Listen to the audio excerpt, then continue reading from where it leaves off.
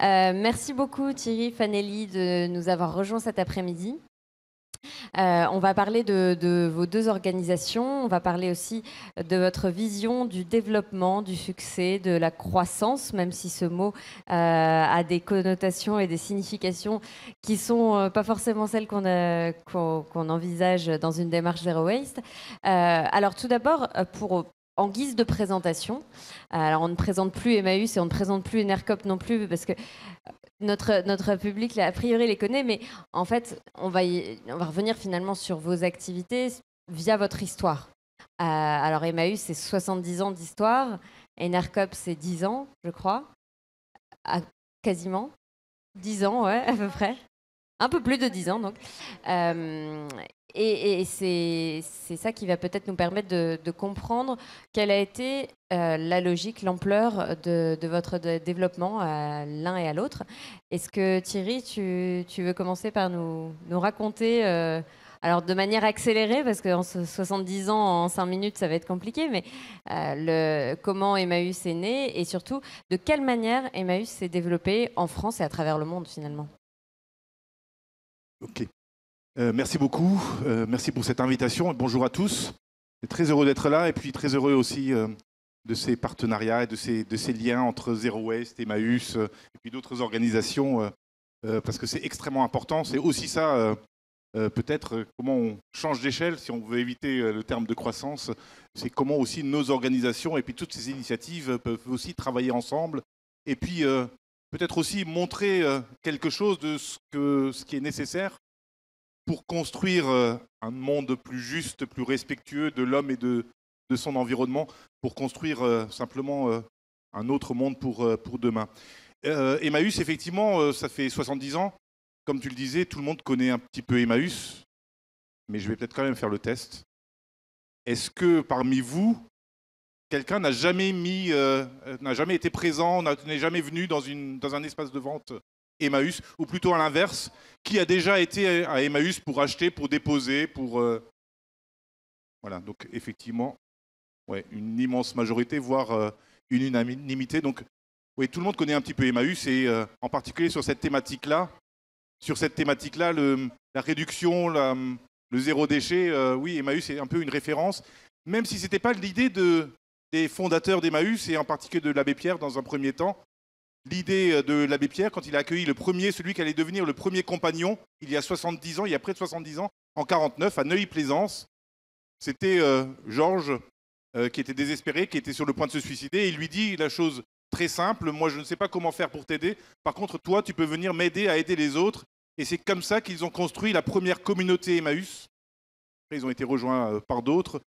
Première communauté Emmaüs dont l'objectif était d'abord de se sortir soi-même de la difficulté, mais aussi et surtout d'aider d'autres à sortir de la difficulté. Cette communauté a commencé à grandir, ils ont été 10, 15, 20, et puis construire des logements d'urgence dans les alentours de Paris. Et il fallait trouver des moyens, pour faire vivre la communauté et puis construire. Et on ne voulait pas forcément faire des appels à dons, même si ça a été fait aussi parallèlement, mais on voulait trouver de quoi vivre du fruit de son travail. Et c'est comme ça qu'ils ont eu l'idée, les premiers compagnons, de récupérer ce qui peut être récupérable, d'aller donner naissance à ce qu'on appelle aujourd'hui pompeusement l'économie circulaire, le réemploi, le recyclage. Les premiers compagnons ont eu cette idée de récupérer la ferraille, les métaux. Ça allait donner naissance aux chiffonniers Emmaüs. Les chiffonniers Emmaüs qui allaient, par les interventions de l'abbé Pierre, un peu partout en France, mais aussi à l'international, allaient essaimer par, finalement, aujourd'hui, oui, Emmaüs, 70 ans après, c'est des groupes Emmaüs, des communautés, des structures d'insertion, des centres d'hébergement d'urgence, des centres d'accueil pour migrants partout en France. C'est 19 000 personnes en France. Si on doit parler de croissance et de succès, c'est d'abord une croissance des bonnes volontés et puis des personnes engagées.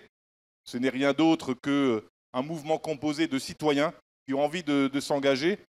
Mais dans un premier temps, c'est d'abord des groupes locaux qui se sont constitués à l'initiative de quelques-uns. C'était souvent des jeunes, à l'époque, des chantiers d'été qui se constituaient, et on allait collecter des objets, de la ferraille, des métaux, et quand on avait assez d'argent, on construisait une communauté. Emmaüs France, en tant que mouvement, en tant que fédération, ne s'est constitué que beaucoup plus tard, Qu'à après, dans les années posteriori. 80. D'accord. Ouais. Donc en fait, c'est un mouvement, alors pas spontané parce qu'il y a un presque. initiateur Ouais. au départ, il y a un élan qui est donné et ensuite une reproduction, un essaimage assez spontané et une organisation qui vient après. C'est ça. Emmaüs France en tant que fédération, c'est 85. La structuration actuelle, telle qu'elle est composée en tant que fédération qui regroupe l'ensemble des groupes Emmaüs locaux, c'est 2007. Donc ça fait, on est presque plus jeune qu'Enercop en fait, en tant que Oui, c'est ça. structuration telle qu'elle existe aujourd'hui. Alors, la transition est toute faite. Fanny Lee, est-ce qu'on peut revenir sur les activités d'Enercop et ce qui fait une de ses caractéristiques, le modèle coopératif? Merci d'abord, bonjour à toutes et à tous. Et effectivement, comme Thierry, moi, je suis très contente qu'on puisse avoir ce débat cet après-midi tous ensemble. Et puis, on se disait aussi, avant de rentrer, que pour nous, l'idée de faire le lien entre les questions de transition énergétique et les questions sociales étaient des choses sur lesquelles on avait envie d'approfondir des choses. Donc, merci de nous permettre aussi d'aborder ça en transversalité. Enercop, effectivement, c'est donc une coopérative qui est née en 2005, au moment où un certain nombre de militants et d'organisations, dont à l'époque Biocop, les Amis de la Terre, Greenpeace, la NEF, décident de faire un pari un petit peu fou à l'époque, qui était de dire, au moment où on va ouvrir à la concurrence le marché de l'électricité, donc le moment où EDF ne sera plus le fournisseur d'électricité monopolistique chez les particuliers comme chez les professionnels, on va essayer de créer un système énergétique alternatif à travers un fournisseur d'électricité alternatif. Et donc l'idée, c'était de dire que jusqu'alors, on avait un système énergétique qui était centralisé, qui était monopolistique, qui était basé sur de l'électricité nucléaire, qui était géré exclusivement par des techniciens. Et nous, on veut passer à un système démocratique, décentralisé, basé sur de l'électricité renouvelable et sous forme coopérative. Et donc, on a créé à ce moment-là Enercop, qui est donc le seul fournisseur d'électricité à avoir les 3 spécificités que je vais vous développer maintenant. La première, c'est donc d'avoir une offre d'électricité 100% renouvelable en contrat direct avec des producteurs locaux, c'est-à-dire que l'électricité que nous achetons à nos producteurs, nous l'achetons et nous pouvons la tracer en direct à des producteurs locaux sur le territoire. La deuxième spécificité, c'est effectivement d'avoir un statut coopératif, et pas n'importe quelle coopérative, puisque nous sommes une SIC, une société coopérative d'intérêt collectif, donc qui réunit différentes parties prenantes dans le projet, les consommateurs, les producteurs, les salariés, les partenaires et des collectivités locales.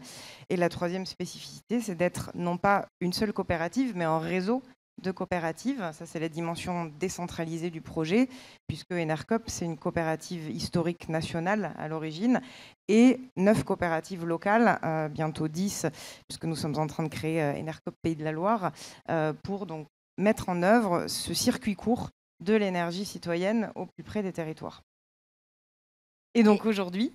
Et je crois que c'est d'ailleurs l'un de tes rôles de travailler sur l'articulation de ces différentes coopératives. C'est quand même un modèle particulier, quoi, cette imbrication entre la structure nationale et puis ces coopératives. Effectivement, donc moi je m'occupe notamment de ça, je suis directrice de la coopération Enercop, et dans la coopération, il y a cette coopération interne de gouvernance entre les coopératives. Et effectivement, pour nous, la problématique démocratique, elle se traite à 2 niveaux. Elle se traite au niveau de chaque coopérative vis-à-vis de ses sociétaires, et elle se traite également en horizontalité, puisque donc ces coopératives fonctionnent en réseau et mettent en place un certain nombre de process pour prendre des décisions ensemble et pour organiser ensemble l'activité d'Enercop. Et peut-être pour donner du coup quelques chiffres, pour donner une idée de comment on a commencé de cette idée de départ à ce qui se passe aujourd'hui. Aujourd'hui, Enercop, c'est 60 000 clients, dont un peu plus de 6 000 professionnels et un peu plus de 200 collectivités territoriales, qui sont des acteurs qui sont de plus en plus en demande de se poser les bonnes questions et de trouver les bonnes réponses sur les questions énergétiques. Enercop, c'est un réseau de 30 000 sociétaires sur l'ensemble du territoire. C'est aujourd'hui 170 salariés sur l'ensemble du territoire. Et donc, comme je le disais, 9 coopératives locales et bientôt 10 avec Enercop Pays de la Loire. Donc c'est une accélération rapide de ce développement qui effectivement pose un certain nombre de questions sur lesquelles je crois qu'on reviendra. Mais c'est un développement qui, à notre sens, démontre qu'il y a de plus en plus d'intérêt et d'appétence des citoyens pour cette réappropriation des questions de transition citoyenne, même s'il reste encore beaucoup à faire, hein, puisque on évolue, nous, dans un secteur d'activité, le secteur de l'énergie et de l'électricité, qui est assez plein de paradoxes, puisque d'abord, ce sont des questions assez complexes. Il y a une vraie difficulté à faire passer un certain nombre de messages d'explication, de pédagogie sur comment est-ce que tout ça fonctionne. Il y a beaucoup de préjugés encore sur le fait que, par exemple, c'est compliqué de changer de fournisseur d'électricité. Il y a un Français sur deux qui ne sait pas qu'il est possible de changer de fournisseur d'électricité. Et donc, quand on dit ça, ça veut dire qu'un Français sur deux ne sait pas qu'on peut agir directement sur la transition énergétique par le choix du fournisseur d'électricité qu'on fait.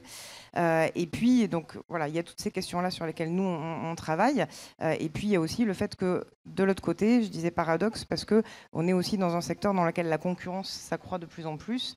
Vous l'avez peut-être vu récemment, mais il y a des gros acteurs capitalistiques comme Total qui ont racheté récemment un autre fournisseur qui s'appelle Direct Energy. Donc, il y a des mouvements de concentration voilà, dans le secteur. Et du coup, avoir le défi de faire vivre dans cet environnement-là une structure coopérative à lucrativité limitée, à fonctionnement démocratique, en gardant donc ces valeurs, ce fonctionnement dans cet environnement concurrentiel à forte pression économique, c'est un vrai défi qu'on est très fiers de relever tous les jours parce qu'on pense que c'est possible et on va démontrer et on démontre que c'est possible. Mais voilà, ça fait partie du défi de l'aventure Enercop. Oui, non seulement la faire vivre, mais peut-être la faire grandir. Et du coup, on va aborder cette question du développement, du passage à l'échelle du changement de dimension. On va y revenir sur les challenges que ça pose donc dans le cadre d'une entreprise soumise à la concurrence. Mais d'abord, je voudrais poser la question à Thierry sur ce mot « grandir ». Qu'est-ce qu'il t'évoque personnellement et qu'est-ce qu'il t'évoque pour Emmaüs ? Ce n'était pas un souhait, ce n'était pas forcément une stratégie pour Emmaüs au départ, j'imagine. Non, je crois que les premiers compagnons autour de l'abbé Pierre n'avaient pas de business plan et puis ils disaient demain on va s'implanter par là et puis regardez la carte de France et réellement quasiment du spontané, tu l'as dit tout à l'heure. Évidemment, il y a une première communauté qui est référente et un modèle qui essaime ensuite, mais il n'y a pas cette volonté de créer forcément et de couvrir tout le territoire et de faire face à une concurrence, puisque en l'occurrence, même s'il y a une concurrence aujourd'hui dans la gestion et dans la prévention des déchets avec des industriels, et on y est confronté aussi, et on y fait attention en particulier. Voilà. Grandir, c'est d'abord des personnes qui grandissent quand même. Emmaüs, une communauté Emmaüs fonctionne sur le principe d'un trépied. Ce sont les compagnons Emmaüs qui sont des personnes accueillies, mais qui deviennent eux-mêmes, en étant accueillis dans une communauté, d'abord acteurs de leur vie, acteurs de la communauté et acteurs de la société, acteurs de transformation sociale. Ce sont aussi des bénévoles, qu'on appelle parfois des amis, des bénévoles qui viennent donner un coup de main, qui peuvent être des retraités, des jeunes étudiants, des personnes qui donnent de leur temps libre, comme, envie de dire presque comme dans toute association, mais pas tout à fait. Et puis des salariés, intervenantes sociales, des responsables, etc.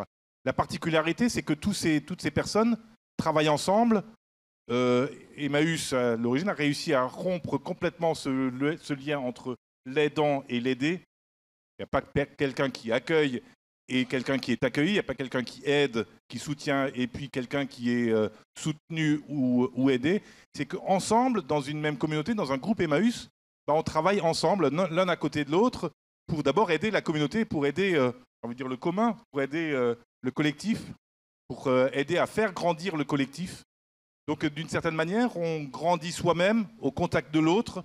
C'est d'abord un formidable lieu, laboratoire de biodiversité humaine.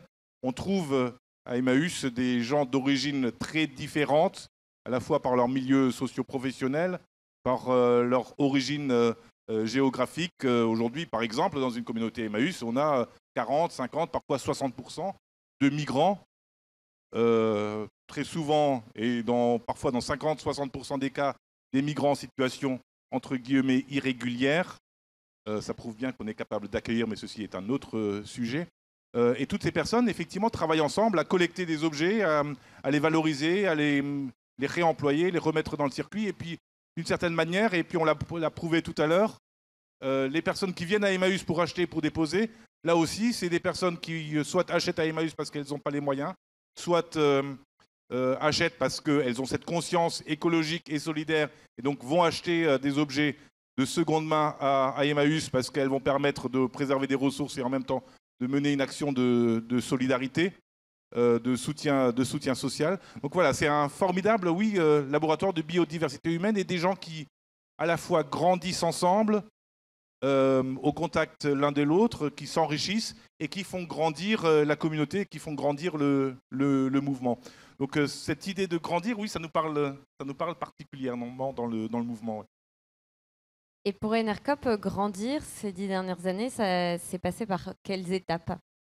Qu'est-ce que ça a signifié pour vous et quelles ont été les grandes étapes de ce processus? Alors, ce que je voudrais dire d'abord là-dessus, c'est que pour moi, grandir, c'est pas une fin en soi, et grandir, c'est pas un projet. Et je pense que justement, le risque majeur auquel on est confronté dans ces moments de changement d'échelle et d'accélération du développement des structures, ça peut être cette perte de sens ou ce moment où on peut oublier pourquoi on fait les choses parce que grandir devient enfin une fin en soi. Je pense que ce qui est important et ce qu'on essaie de faire au quotidien avec Enercop, et je pense que notre structure coopérative, justement, est une force véritablement par rapport à ça, c'est de se rappeler que grandir, c'est un moyen de renforcer le projet auquel nous nous dédions. Et pourquoi est-ce que pour nous, c'est important d'être de plus en plus nombreux et d'avoir notamment de plus en plus de clients et de sociétaires Enercop? C'est parce que derrière, il y a plusieurs enjeux. Il y a d'abord l'enjeu d'augmenter la part des énergies renouvelables dans le mix énergétique français, puisque plus nous avons de clients qui consomment de l'électricité renouvelable et plus nous augmentons la part de cette énergie dans le mix énergétique français. C'est ensuite pour nous l'enjeu de pouvoir financer un certain nombre de nouveaux projets d'énergie renouvelable citoyenne sur les territoires, dont certains aujourd'hui n'existeraient pas si nous n'avions pas la possibilité de leur offrir des tarifs de soutien ou des tarifs sécurisés sur le long terme qui permettent à ces projets-là de se développer. Et puis enfin, moi je pense qu'il y a vraiment un enjeu démocratique extrêmement fort sur le fait que pour nous, il faut que de plus en plus de citoyens aient vraiment conscience de la possibilité qu'ils peuvent agir et ne plus subir le système énergétique. On est à un moment où on a un système énergétique qui va évoluer, puisqu'il va y avoir de plus en plus d'énergies renouvelables, elles sont de plus en plus compétitives, ça va bousculer un certain nombre de choses dans l'organisation du système. Pour nous, c'est vraiment important que de plus en plus de citoyens s'emparent et soient partie prenante de ce que sera ce système demain, parce que derrière, c'est aussi une question de retombées sociales, économiques sur les territoires. Et puis, voilà, les choix énergétiques sont des choix de société qui concernent avant tout notre avenir collectif. Et donc, s'il y a bien des choix qui doivent être délibérés collectivement et aux mains des citoyens, c'est bien ces choix-là. Et donc, derrière, voilà, le fait de pouvoir, pour nous, se développer et grandir, il y a toutes ces questions de projet. Donc, ça, c'est le fait de pas jamais oublier que derrière, il y a un projet. Et qu'est-ce que ça veut dire pour nous en termes d'étapes? Donc, c'est ce que je disais, c'était cette augmentation du nombre de clients. Pour nous, il y a eu un moment qui était très important dans l'histoire d'Enercop, c'est la COP 21, parce qu'au moment de la COP 21, il y a eu un débat médiatique qui a permis de mettre en avant cette question de transition énergétique de manière peut-être plus forte que les années précédentes. Et donc, on l'a vu. Donc, c'est un élément qui était important. Et puis, il y a aussi ces questions, comme je le disais, de développement territorial, donc de structuration d'un réseau de coopératives locales au fil des années, qui nous permet vraiment de pouvoir mener ces questions de transition énergétique au plus près des territoires. Et puis, on va continuer dans ce sens-là. Thierry, tu voulais réagir? Oui, c'est extrêmement intéressant cette question de est-ce que grandir c'est une fin en soi ou est-ce que grandir c'est d'abord la question du comment on développe le projet d'une certaine manière. Mais je crois que grandir c'est aussi et puis de se dire on a quand même envie que nos pratiques, nos idées, notre vision du vivre ensemble ou du faire ensemble ou du faire autrement ou de développer des projets ensemble. Notre objectif c'est quand même de gagner du terrain. C'est quand même de gagner des parts, non pas des parts de marché pour le coup, mais de gagner simplement sur... on est des îlots de résistance quand même. Ici, en ce moment-là, ce festival, c'est un îlot de résistance. Un îlot de résistance à un modèle qui ne nous va absolument pas, qui crée non seulement de l'inégalité, qui abîme notre planète, qui abîme notre environnement, qui ne respectent pas l'humain et son environnement, et ça ne nous va absolument pas. Nous, notre cœur de métier, si j'ose le dire comme ça, c'est d'abord de permettre à des personnes en situation d'exclusion de trouver une place, de trouver une juste place dans la société. Enercop, c'est une alternative d'autres vers un autre mode d'énergie plus respectueux de la planète. Notre objectif, c'est quand même de gagner du terrain. C'est que nos modèles à nous, des modèles alternatifs, prennent et finissent, à un moment donné, on l'espère, de prendre la place du modèle dominant. Donc grandir, c'est aussi prendre la place d'un modèle qui ne nous convient absolument pas. Oui, et c'est le fil rouge de cette deuxième édition du festival. Je ne l'ai pas rappelé en début de session, mais la raison d'être de cette discussion, c'est bien sûr le thème, la thématique qu'on avait fixée pour cette deuxième édition. Après une première édition, on avait un peu découvert le zéro déchet, la démarche sous toutes ses formes, à toutes ses échelles. Là, on voulait vraiment que le questionnement, ce soit comment on change de dimension, comment on n'est plus des îlots, comment on n'est plus l'anecdote qui confirme la règle, ou comment on généralise, comment on démocratise, comment on élargit aussi les publics. Et en fait, les questions qu'on souhaitait vous poser dans cette session, ce sont les questions qu'on se pose, nous, acteurs du mouvement Zéro Déchet, pas forcément Zero Waste France en tant que tel, en tant qu'association, mais pour tous les acteurs du mouvement Zéro Déchet, c'est évidemment quels sont les challenges, les défis, les obstacles, les écueils à éviter quand on souhaite gagner du terrain, quand on souhaite grandir. Nous, on a évidemment en tête ce qui concerne le domaine qu'on connaît le mieux, les déchets, les ressources, où on voit quelles peuvent être les limites de l'économie circulaire à grande échelle quand on passe à du tout recyclage, qui ne nous sort pas du tout de cette problématique des ressources à laquelle on est confronté. Donc c'est un petit peu ça, toutes ces questions, tout ça qu'on avait en tête, en se disant, c'est intéressant de voir comment Emmaüs, comment Enercop peuvent répondre par rapport à leur propre expérience, et puis par rapport à ce que vous avez peut-être observé aussi dans d'autres mouvements que vous connaissez par ailleurs. Donc, si j'en viens donc à cette question, quels ont été éventuellement les obstacles, les détours, les chemins de traverse dans ce développement que vous avez connu, et qu'est-ce que vous en tirez comme enseignement?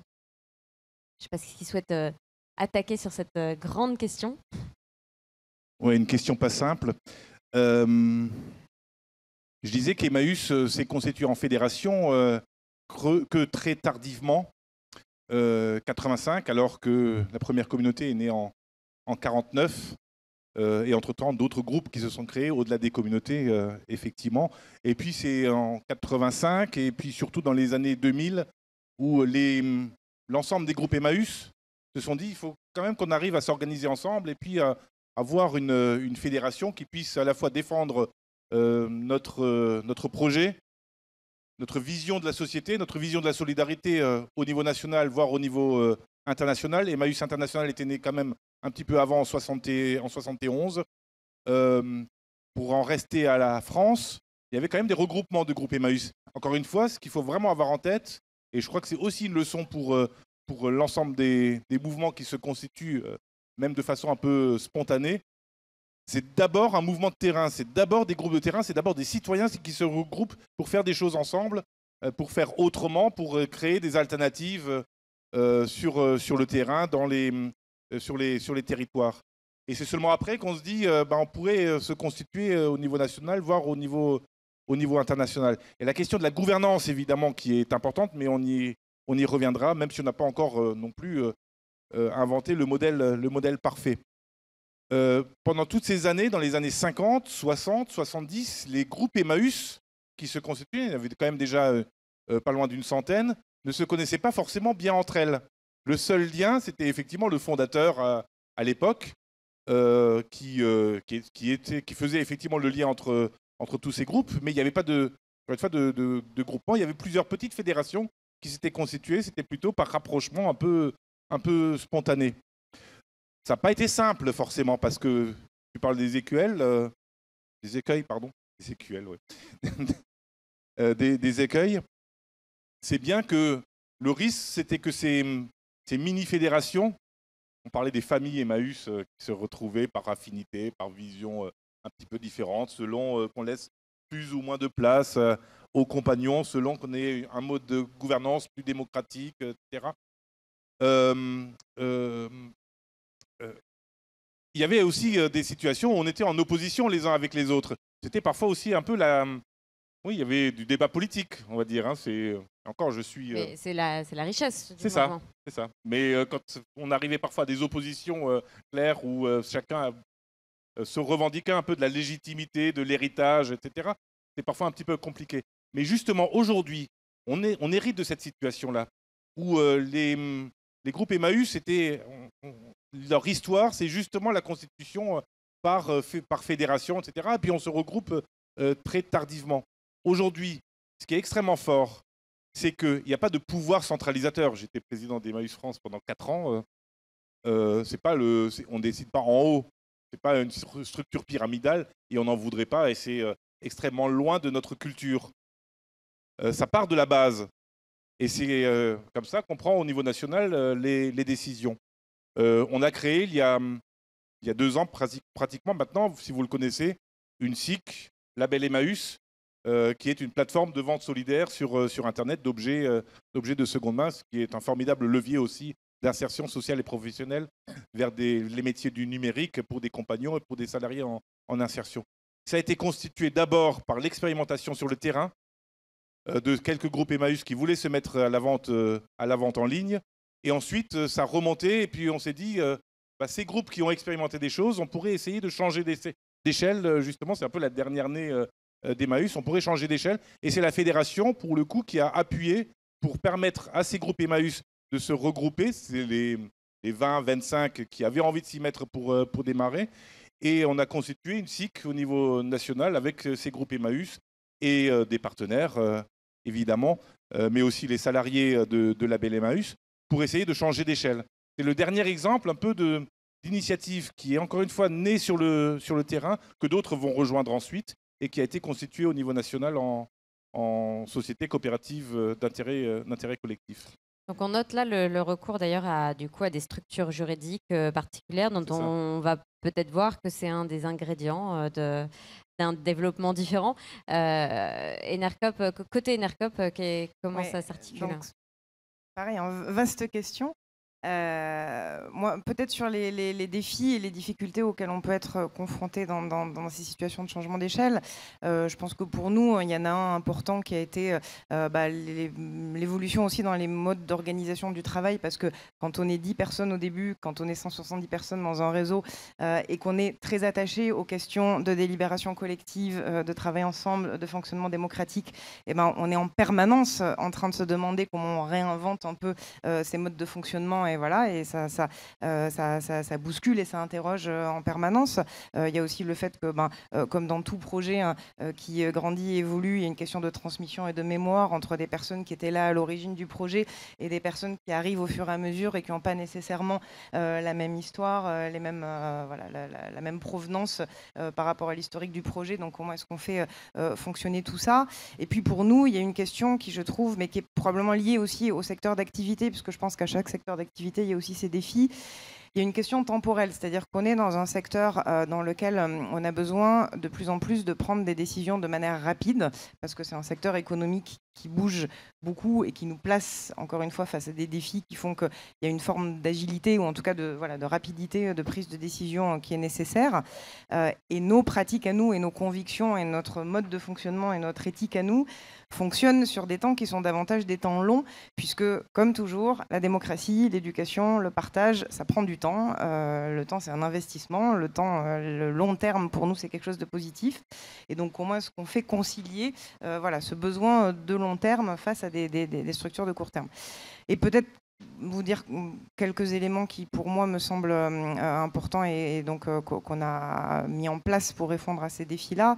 D'abord, effectivement, je pense que la question, en tout cas pour nous, du choix de la structure et du modèle coopératif est vraiment un point d'appui essentiel par rapport à tous ces défis-là. Il l'est d'abord au plan économique, parce que j'en ai pas parlé non plus, mais quand on grandit et quand on a aussi une croissance de chiffre d'affaires il y a d'autres questions qui pourraient se poser. Et quand on fait le choix d'une coopérative, il y a quelque chose dont on est sûr, c'est qu'on n'est pas coté en bourse, qu'il n'est pas question de rémunérer, en tout cas de gagner de l'argent sur des actions qu'on pourrait revendre, et que l'essentiel des bénéfices du projet doivent obligatoirement être de manière statutaire réinvestis au service du projet. Donc il y a ces éléments de contrepoids qui sont fixés de par nos statuts, parce que c'était ça l'essence même de notre projet à l'origine. Et puis le modèle coopératif, c'est aussi le modèle démocratique. Et donc le fait que pour moi, le premier garde-fou, la première garantie de l'âme et des convictions de notre projet, ce sont nos sociétaires et c'est notre fonctionnement démocratique en Assemblée Générale. Il y a 15 jours, on était réunis au Trabendo, puisque l'Assemblée Générale d'Enercop était au Trabendo dans le parc de la Villette. Et justement, c'est intéressant parce qu'un de nos sociétaires nous a posé la question qu'on est en train de débattre là, à savoir changement d'échelle et projet. Et on a pu débattre de ça avec nos sociétaires. Donc pour moi, ça c'est une réponse. La deuxième réponse, c'est que je pense que c'est important de se mettre d'accord et de garder ensuite un certain nombre de principes et de textes fondateurs. Nous, on a à Enercop une charte du réseau Enercop qui est visible, accessible sur notre site internet et qui explique un certain nombre de choses sur notre projet, sur les choix que nous faisons, par exemple, dans nos relations avec nos producteurs. Quels sont les producteurs auprès desquels nous contractualisons, parce qu'il peut y avoir de ce point de vue-là des questions éthiques. Donc, on s'est mis d'accord dans notre travail de réseau autour de cette charte sur comment est-ce qu'on fonctionnait entre nous. Et c'est important de pouvoir continuer ensuite cette transmission permanente autour de ces fondamentaux, en ayant la capacité de le re-questionner quand il y a besoin de le re-questionner, mais savoir s'appuyer sur des textes fondamentaux partagés, je crois que c'est vraiment essentiel. Et puis le dernier point peut-être que je voudrais amener, c'est que, non, deux derniers points. Le premier, c'est que c'est important, encore une fois, d'être en capacité de à la fois gérer le court terme et l'urgence, mais aussi savoir se projeter dans l'avenir et donc pouvoir régulièrement re-questionner, réinterroger et reconstruire son projet, qu'il soit associatif, qu'il soit coopératif, qu'il soit tout ce qu'on veut. Et donc nous, on a entamé en ce moment même une démarche de réflexion autour de nos orientations stratégiques qui est ouverte à l'ensemble des parties prenantes d'Enercop, qu'ils soient salariés, qu'ils soient producteurs, qu'ils soient sociétaires, qu'ils soient certains partenaires aussi, pour retravailler ensemble autour de ce projet, de ces orientations, ce qui est encore une fois la meilleure manière de ne pas perdre le sens.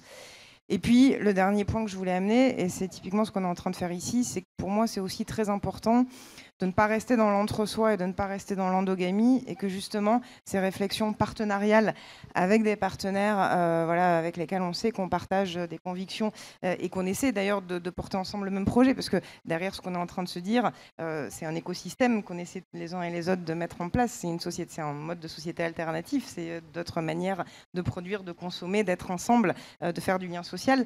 Et donc pour moi, cette capacité de pouvoir discuter, co-construire, se confronter, échanger, elle est, je pense, une des garanties, en tout cas une condition nécessaire pour réussir à progresser tout en gardant l'essence de son projet. Et donc merci aussi pour ça, parce que je pense que c'est important dans cette démarche. Mais merci à vous d'être là. Et d'ailleurs, c'est marrant parce que j'ai aussi la caméra en face de moi qui est celle de nos partenaires de la Maïf, qui aurait très bien pu aussi se joindre à cette discussion, parce que c'est pareil, c'est un acteur historique cette fois-ci, mais qui a aussi su gérer une croissance. Ce serait intéressant. On ira les interroger après sur leur perspective sur la question. Alors, on va pouvoir ouvrir quelques questions au public. On a quelques minutes devant nous pour ça. Et pendant que le micro s'apprête à circuler, je vais vous poser une toute dernière question. Je voudrais revenir en fait sur ce contexte de la concurrence que vous évoquiez l'un et l'autre très brièvement, mais si vous pouvez en dire quelques mots supplémentaires. Alors, pour Emmaüs, qu'est-ce que ça veut dire la concurrence? Parce que c'est vrai qu'intuitivement, on se dit, mais non, ce que fait Emmaüs est unique. Mais sur quel champ vous rencontrez de la concurrence? D'abord, je voudrais juste effectivement rebondir sur ce fonctionnement en réseau, effectivement, qui est extrêmement important, réseau interne et réseau externe. Moi, quand je circule dans les groupes Emmaüs, je ne vois pas deux groupes Emmaüs qui se ressemblent. Et au contraire, la force justement d'une organisation très décentralisée, c'est qu'on s'enrichit les uns les autres. Les initiatives qui vont être prises en Bretagne vont pouvoir inspirer des initiatives à Marseille et puis d'autres. Le rôle de la fédération, ce n'est finalement que ça, c'est d'entretenir ce réseau et puis d'essayer de le faire émerger et puis de le faire changer d'échelle, parce que d'abord, le monde changera d'abord par l'initiative locale, territoriale des citoyens, et Emmaüs a à évoluer de cette manière-là également. Et le réseau, ce n'est pas uniquement le réseau interne, c'est effectivement aussi le réseau externe.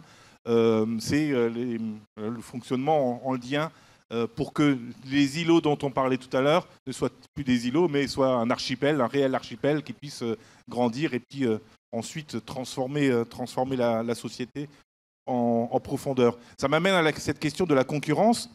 Emmaüs pourrait voir la concurrence dans d'autres initiatives qui se créent. Zero Waste pourrait être un concurrent d'Emmaüs.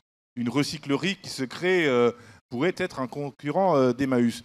Mais non, au contraire, là encore, ça nous donne des forces les uns les autres pour échanger, se développer ensemble, construire des projets ensemble, faire du lien, se retrouver en complémentarité aussi sur un territoire. Voilà, ça nous enrichit évidemment. Si le monde était parfait, on n'aurait pas besoin de continuer à développer ces lieux de résistance. Or, il faut bien que si on veut construire autre chose, il faut bien qu'on continue à travailler ensemble, et c'est très bien comme ça, et on grandit comme ça ensemble. Donc la concurrence, il ne faut surtout pas et puis parfois la tentation peut être grande, elle n'est certainement pas dans des lieux alternatifs et dans des initiatives alternatives d'économie sociale, solidaire, environnementale, etc. Par contre, pour Emmaüs, la concurrence, très clairement, pour le coup, même si parfois il y a des partenariats qui peuvent se créer, tu parlais du recyclage tout à l'heure, c'est une certaine idée de l'économie circulaire qui serait évidemment compatible avec le libéralisme. Aujourd'hui, le zéro déchet ou la préservation des objets qui sont produits, qui n'arrêtent pas d'être produits et qui sont produits de plus en plus, et l'idée de les réutiliser, de les réemployer, de les réparer, pour nous, c'est d'abord un formidable levier pour créer de l'emploi, pour donner des places pour des personnes qui sont en situation d'exclusion. C'est une formidable activité d'insertion sociale et professionnelle, de justice sociale. Pour d'autres, c'est d'abord la massification, c'est le recyclage. Je ne citerai pas forcément de nom ici, mais vous avez certainement en tête des grands industriels du déchet qui ne pensent qu'à une chose. On voit très bien l'exemple sur le textile, sur le recyclage, le réemploi ou le recyclage du textile, où certains sont évidemment très intéressés par cette matière pour en faire un objet d'enrichissement, très, très clairement, de création de richesses monétaires, alors que Emmaüs, ça fait 70 ans qu'on utilise cette matière pour réemployer, réutiliser et surtout pour donner de l'emploi pour des personnes en difficulté. C'est là où réside la concurrence pour nous. Et alors, dans le cas d'Enercop, la concurrence, on la visualise très bien, a priori, mais qu'est-ce que ça vous rajoute comme contrainte, comme pression? Enfin, de quelle manière par quoi ça se traduit? Alors, ce que je voudrais dire, pareil, sur la concurrence, c'est que d'abord, qu'il y ait de plus en plus de fournisseurs d'électricité qui s'intéressent aux questions des énergies renouvelables et qui décident de développer les énergies renouvelables, c'est très bien. Sauf que les difficultés auxquelles nous sommes confrontés, je vais en développer deux sur ces questions de concurrence, c'est qu'aujourd'hui, la législation française ne permet pas véritablement de faire la différence entre les offres vraiment vertes et les offres vertes qui, pour nous, n'en sont pas exactement. J'explique ce point. Ce que je vous ai dit tout à l'heure, Enercop, l'électricité que nous vendons, elle est donc contractualisée de manière directe avec des producteurs. Donc nous savons à qui nous achetons cette électricité, nous pouvons la tracer. Aujourd'hui, il est possible, quand on est un fournisseur d'électricité, d'aller acheter de l'électricité sur le marché, voire même d'aller acheter de l'électricité pour partie nucléaire, et d'acheter en même temps des certificats, ce qu'on appelle des garanties d'origine, qui sont en fait des certificats financiers que l'on peut apposer sur cette offre d'électricité grise en disant que c'est une offre verte. Et on a parfaitement le droit de faire ça. Et donc, évidemment, vous avez compris que ce n'est pas la même électricité derrière et que surtout, ce n'est pas le même soutien aux énergies renouvelables, puisqu'il se trouve que ces certificats de garantie d'origine coûtent très peu cher et que donc, quand ils les achètent, la contribution au financement du développement des énergies renouvelables est très faible. Donc ça, c'est un premier exemple que nous, on rencontre qui est très difficile, parce que expliquer ça, vous l'avez vu, là, je viens de le faire en 2 minutes, mais déjà, je ne suis pas sûre d'avoir été la plus claire possible. Et donc, on essaie de prendre du temps et de faire tous les éléments de pédagogie pour expliquer la différence entre ces offres vertes en contrat direct et des offres vertes différentes. Et donc, voilà, ça, c'est la première chose. Et la deuxième chose, c'est de plus en plus, chez un certain nombre de concurrents, la pression au low cost qu'on voit de plus en plus, et je pense que vous le voyez sur un certain nombre de marketing parfois agressifs que peuvent faire certains fournisseurs d'électricité concurrents. Nous, on ne fait pas ce choix-là. On fait un choix qui est fait que notre politique tarifaire, elle assume d'être située au-dessus des tarifs réglementés aujourd'hui, parce qu'on considère que derrière, il y a encore une fois l'enjeu du vrai coût de l'énergie et du vrai coût du financement de la transition énergétique. Et ça, c'est des messages, c'est des débats qu'on connaît bien dans d'autres secteurs, c'est les mêmes discussions dans le commerce éthique, dans le bio, etc. Comment est-ce qu'on fait pour faire passer ce message que les solutions, elles ne sont pas dans la course permanente à la casse des prix, mais elles sont dans comment est-ce qu'on arrive à trouver les justes moyens de rémunération de toutes les parties prenantes du système énergétique, et en particulier des producteurs d'énergie renouvelable. Donc c'est ces difficultés-là auxquelles on est confronté, et donc c'est ce travail-là qu'on fait, et je vais revenir et je vais boucler là-dessus sur la question des partenaires. C'est très important pour nous que des partenaires puissent aussi nous aider à faire passer ce message-là vis-à-vis de leurs parties prenantes. Et je vais le faire parce que je ne l'ai pas fait tout à l'heure, mais c'est le même test qu'Emmaüs, donc on va le faire ici maintenant. Je ne sais pas qui parmi vous est client et ou sociétaire d'Enercop. C'est pas mal, c'est pas mal. Mais maintenant, il y en a. Mais je vais donc adresser un message à tous les autres en leur disant que, donc voilà, si vous pouvez aussi profiter de ce temps-là pour réfléchir vous aussi à ce qu'il est possible de faire et à ce geste de réappropriation de la transition énergétique en passant à l'action et en changeant de fournisseur d'électricité. Il y a par ailleurs notre partenariat avec Zero Waste qui fait que si vous le faites avant le 8 juillet, vous pourrez bénéficier de 25 € l'équivalent d'un pass au festival sur votre première facture. Donc c'est une incitation partenariale à faire ce geste-là. Et on fait, je peux vous parler de la Maïf, Flore, tout à l'heure, on a aussi ce même type de partenariat avec la Maïf. C'est très important pour nous que des organisations, encore une fois, avec lesquelles on partage les valeurs, nous aident à faire ce travail d'information, de sensibilisation, de recommandation pour permettre, voilà, encore une fois, d'accentuer cette réappropriation citoyenne de l'énergie. Oui, et puis maintenant on sait qu'il y a une différence entre les énergies renouvelables et puis on sait que ça prend juste 30 secondes, 2 minutes peut-être en ligne de changer de fournisseur. Sans intervention de prestataire extérieur ni coupure. Alors, comme promis, vous avez peut-être quelques questions. Il y a un micro qui peut circuler. J'en vois déjà 2 au milieu, 1, 2. Est-ce qu'il y a d'autres questions? Parce qu'on va peut-être en prendre plusieurs d'un coup. Non, bon, on va déjà en prendre 2.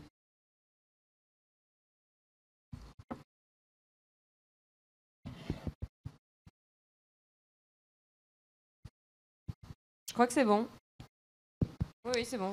Oui, bonjour. Je m'appelle Samuel. Je suis bénévole dans un groupe local. Groupe local Zero Waste. Groupe local Zero Waste, pardon. Vous avez parlé de grandir, développement, changement. Vous posiez des questions sur les clés, les ingrédients. Vous avez abordé les éléments de structure, de gouvernance, de stratégie et la part de l'humain dedans. Qu'est-ce qui a changé chez vous personnellement, dans votre vision? Qu'est-ce qui vous a permis d'avancer? Et aussi chez vos partenaires ou chez vos co-acteurs, dans leur esprit, dans leur vision des choses? Qu'est-ce qui change? Qu'est-ce qui a changé? Donc à titre plus personnel, c'est ça? Alors, on prend peut-être la deuxième question, comme ça vous laisse quelques minutes pour réfléchir.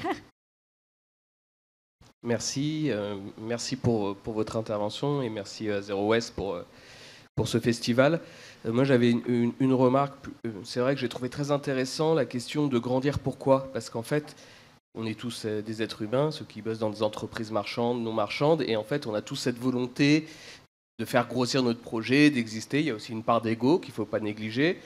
Et je trouve intéressant la réponse que vous avez apportée, qui était de dire, lorsqu'on grossit, forcément, on pense aussi à optimiser les process. On voit aussi les choses un peu en part de marché. C'est presque à dire le mot un moment. Et la réponse que vous avez apportée, la double réponse de Enercop, de Fanelli, qui disait on se réinvente en permanence. Ça, je trouve que c'est indispensable lorsqu'on est une structure de régulièrement se mettre tous autour de la table pour dire pourquoi, qu'est-ce qu'on veut, etc. Et j'ai beaucoup aimé votre réponse aussi, qui disait, en fait, il faut aussi travailler en complémentarité avec les autres acteurs. Parce que moi, je viens aussi du milieu associatif, et c'est vrai que on va pas se mentir, des fois sur des sujets, il y a des questions où il y a des achoppements entre plusieurs organisations. Et effectivement, pour pouvoir se différencier, on va dire, des entreprises marchandes, la solution, nous, qu'on peut avoir, c'est comment on coopère. Ça, c'était plus une observation. Et une question, c'est que, moi, j'ai toujours prôné les énergies renouvelables depuis tout le temps. C'était pour moi, si on peut avoir que du 100% renouvelable. Donc l'idée derrière, je la valide. Mais c'est vrai que de plus en plus, je commence à lire des articles, des livres, notamment L'âge des low-tech, moi qui m'a beaucoup marqué, qui est sorti en 2014, je ne me rappelle plus l'auteur. Le dernier Socialteur. Philippe Billwix. Oui, voilà, le dernier Socialteur avant celui sur Zero Waste, le hors-série. Et je me rends compte qu'en fait, ça n'est pas forcément des énergies si propres que ça. Quand on voit par exemple une grande éolienne de 5 MW, je crois, c'est 800 kilos de terres rares pour pouvoir améliorer la conductivité des courants. Et qu'en fait, quelque part, certes, nous, on a du propre chez nous et notre consommation d'énergie est propre, mais pour être allé chercher les matériaux qui permettent cette conductivité, on a externalisé une grande part des problèmes, de la pollution, des tensions sur les ressources, des villes entières qui sont polluées, notamment en Chine. Et donc je me dis, si on généralise ça, est-ce que c'est bon pour la planète? C'est juste une question, j'ai pas la réponse en fait. Donc finalement, c'est aussi la question du passage à l'échelle, mais d'un point de vue environnemental. Est-ce que c'est possible pour les énergies renouvelables? On va peut-être commencer par répondre à cette question très précise, et puis ensuite revenir sur la première question sur le fait de grandir à titre personnel. Oui, donc je reprends sur celle-là. Effectivement, c'est une très bonne question. Et il y a quelque chose dont j'ai oublié de parler. En tout cas, j'ai pas eu l'occasion encore d'en parler dans mon intervention d'avant, et je vais le faire parce que c'est très important. C'est de dire que, effectivement et évidemment, l'énergie la plus propre, c'est l'énergie qu'on ne consomme pas. Et le projet d'Enercop, dès son origine, il est fondé sur quelque chose que vous connaissez probablement, qui est le triptyque Négawatt de l'Institut Négawatt, qui dit que pour changer de système énergétique, il y a 3 piliers. Le premier pilier, c'est l'efficacité, donc la réduction des consommations. Le premier, c'est la sobriété, justement. Le deuxième, l'efficacité. Le troisième, le renouvelable. Donc déjà, il est clair qu'aucune énergie n'est absolument propre, et que ce travail de réduction globale de la consommation énergétique, que nous faisons aussi à Enercop, puisque nous avons une offre de maîtrise de l'énergie. D'ailleurs, je crois qu'on fait un atelier tout à l'heure à 17h, donc animé par Enercop, sur une formation à la réduction de la consommation énergétique. Donc ça, c'est évident que c'est un premier point à rappeler. Le deuxième point, c'est de dire et le parallèle avec la question des déchets, des ressources, et le fait que c'est pareil, le meilleur déchet, c'est celui qu'on ne produit pas, on le voit tout de suite. Complètement dans des réflexions parallèles là-dessus. La deuxième chose, c'est de dire qu'il y a un travail technologique qui quand même a fait ces dernières années qu'il y a eu une amélioration de la qualité des matériaux, notamment sur les panneaux photovoltaïques. Aujourd'hui, on a des panneaux qui sont très majoritairement recyclables, et donc on a fait aussi du progrès dans les technologies et les matériaux sur ce développement d'énergie, mais ça n'enlève rien au premier point que j'ai dit précédemment. Et le troisième point, c'est qu'effectivement, tout ce qui est énergie renouvelable n'est pas nécessairement beau et vertueux, et qu'on sait que, notamment sur les territoires, il y a un certain nombre de projets qui peuvent être mal conçus, surdimensionnés, mal placés, qui peuvent parfois poser des problèmes environnementaux en termes de certaines localisations, de biodiversité, etc. Même s'il y a aussi des contre-vérités, donc je veux vraiment tenir les deux discours. Il y a beaucoup de contre-vérités qui circulent sur les énergies renouvelables, donc il faut à la fois faire le travail d'éducation, de pédagogie pour lutter contre ces contre-vérités, et en même temps, c'est vrai aussi que tous les projets ne sont pas vertueux. Et que j'en reviens à ce que je disais au début, la meilleure des garanties, à mon sens, de faire en sorte qu'on ait des projets les plus vertueux possibles, c'est leur appropriation par les citoyens. Et là encore, quand on va avoir un parc éolien qui est développé par une grande entreprise capitalistique sans aucune concertation avec les citoyens et sans aucune retombée locale, on n'aura pas la même chose que quand on a un projet de parc développé et financé par des habitants qui ont choisi ensemble la taille, la localisation, qui le gèrent ensemble, qui le gouvernent ensemble, et qui s'en partagent les retombées, qu'elles soient sociales, économiques, environnementales, etc. Donc j'en reviens à cette question de l'appropriation citoyenne qui est, je pense, une des manières de répondre à ces inquiétudes que vous avez pointées. Voilà, après On va j'enchaîne. répondre sur la première question, l'un ou l'autre, comme vous voulez. Je vais continuer. Alors, je sais pas si je vais bien répondre à la question. Moi, ce que je peux dire à titre personnel, c'est que pour moi, c'est un vrai enrichissement de travailler dans l'environnement professionnel qui est le mien, à la fois au niveau d'Enercop, mais aussi de par tous les partenariats qu'on peut faire et que plus finalement, plus on grandit, plus on a des chances de rencontre aussi, on va le dire comme ça. Et donc voilà, pour moi, cette part de l'humain, elle est d'abord liée aux personnes qu'on rencontre, parce que quand on fait ces choix-là, on le voit bien, on l'a vu dans la discussion qu'on a là, et on le voit, je pense, avec vous dans le public, on est face à des gens qui ont développé tous des convictions, des choix de vie et des projets de vie qui ont du sens. Voilà. Et moi, je reviens vraiment à cette question du sens. Ce que je trouve dans cette expérience que je vis et qu'on vit tous, c'est le sens. Et puis, peut-être une autre chose aussi, je ne sais pas si elle est liée à la question du changement, mais à titre personnel, moi, je venais plutôt au niveau professionnel ou dans ce que j'ai fait avant, justement, de structures peut-être plus à vocation sociale. J'étais moins investie sur les problématiques de transition écologique à la base. Je venais plus du côté coopératif que du côté énergie renouvelable. Et ce qui a changé vraiment pour moi, mais depuis longtemps maintenant, mais c'est quand même une évolution dont je voulais parler, c'est de bien comprendre à quel point tout cela était intimement lié et à quel point ces questions de transition sociale et de transition écologique sont indissociables et doivent être menées en parallèle, et que c'est à cette condition-là qu'on réussira, je pense, à trouver les moyens de nous ménager un avenir collectif un peu meilleur que celui qui parfois peut nous être proposé. Et donc voilà, c'est des éléments de mon parcours personnel que je voulais peut-être rapporter et qui font sens aussi sur cette table ronde.